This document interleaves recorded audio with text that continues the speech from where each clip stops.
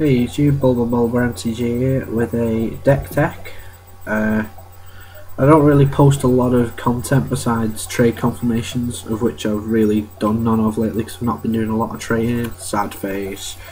So I thought I'd post a couple of deck techs up for you. Tomorrow I'll be doing my modern affinity build, but today will be my standard. So at standard at the minute I'm playing blue, white, red or American mid-range, and I've got to tell you the deck is it is a lot of fun to play.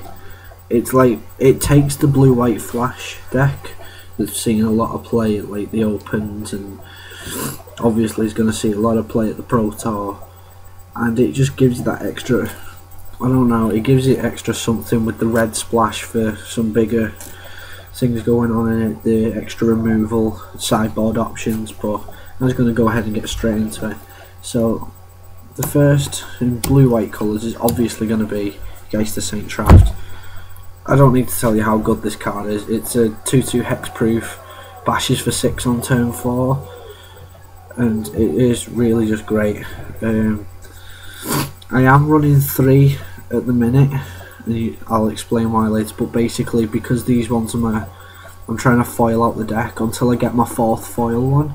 I'm only running 3 because I had to trade away a normal one to get hold, 2 normal ones to get hold of this one as part of a deal. So yeah, so we got that there. We've got obviously 4 Restoration Angels, again 3/4 beta with flash, absolutely great.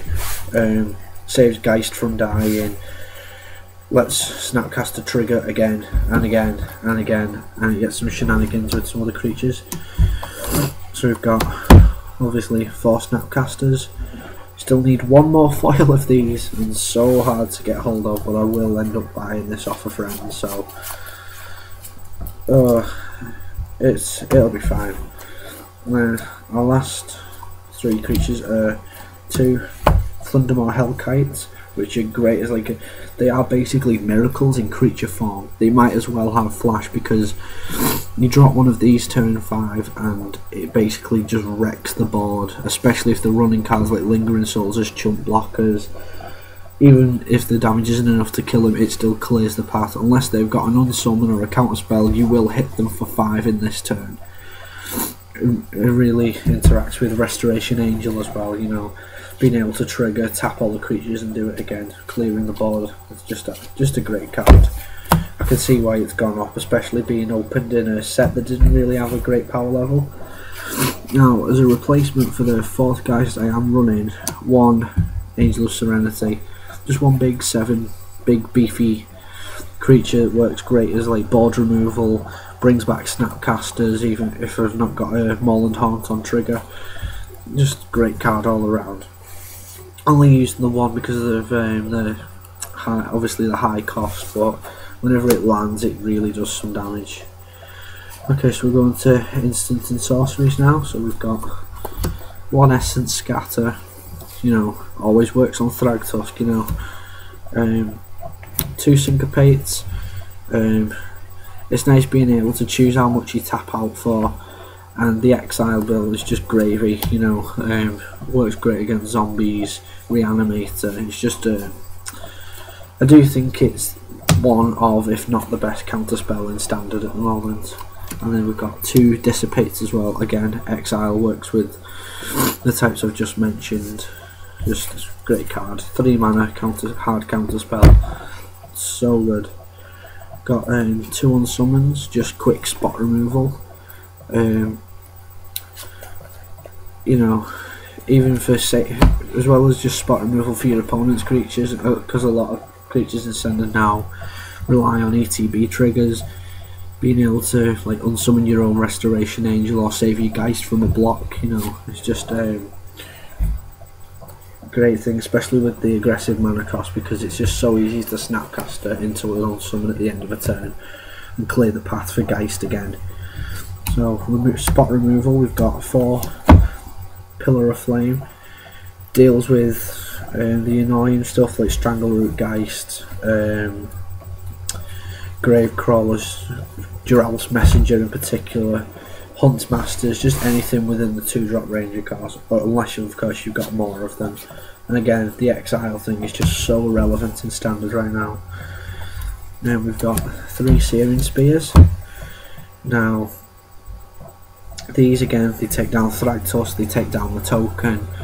It's basically Lightning Bolt in Standard, but that extra 1 just obviously slows it down a little, but again, it's still instant speed removal. 3 damage is still great, especially being able to target the player as well. So here's a very good removal.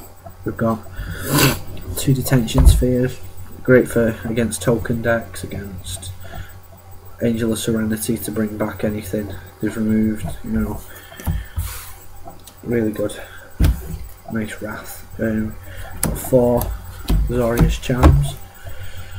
I reckon these are probably the most relevant charms in Standard, because lifelink ability, it seems that life game seems to be the really big thing. Being able to bounce a creature to deaden the draw as well as take it off the field is always brilliant. And set up for a counter spell that you might have missed the turn before. And the draw a card, it's a think twice for 2, you know. It's so easily Snapcaster as well. And then last one, we've got 1 Sphinx's Revelation. I am thinking of taking out the Angel of Serenity and putting another one of these in. I picked mine. I did have a set at one point. I picked them up with at $4, thinking that they were going to shoot up, and they did. They went straight up to 20. I'm not sure what they're at now, but last time I saw they were at 20, so I was quite happy I managed to get hold of those. Okay, so going on to land, we've got 4 Hallowed Fountains. They don't need explaining, you know how to tap for mana, guys.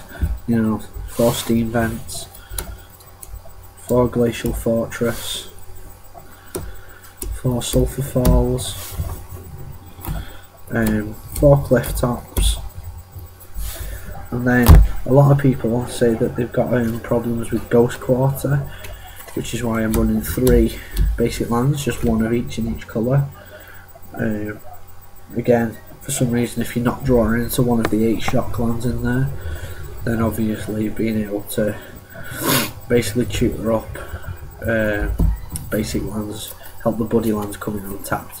And then of course we've got the 2 Moorland Haunts, which are great for the amount of creatures that we're playing, and just creating chunk blockers for the likes of Thragtusk again, because he always seems to be the biggest problem in Standard at the minute. Moving on to the sideboard, I'm running. This is completely subject to the local meta, so this is going to be obviously different for anyone else who's playing. But 4 Knights of Glory, a lot of zombies, a lot of Jund around in my local meta, so these guys really break through, especially against one guy who plays Bledrack, red-black zombies, and they are just a house against it, especially with Geist getting the Exalted trigger. 2 Rest in Peace, again great graveyard hate, just great cards, especially with the Enter the Battlefield trigger. The Negates to mainly slow down ramp or against control matches. Thinking of replacing one of these with a Dispel, but not entirely sure just yet.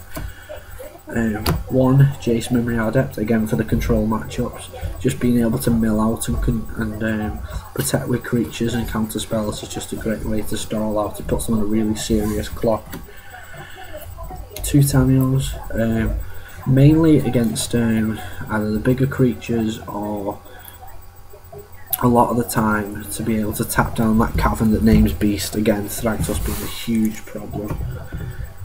We've got 2 Supreme Verdicts, great against not really Reanimator, but it's great against control matches just because they can't be countered, and it's great against them like Selesnya aggro decks. So, and then last but not least, we've got 2 Zealous Conscripts.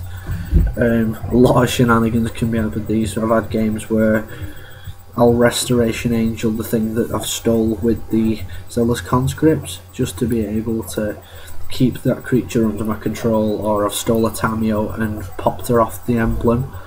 You know, just great things with this, or just even clears the board and throws it back in the face. So yeah, that's pretty much it. And just in case you want to see these, I do use tokens as well.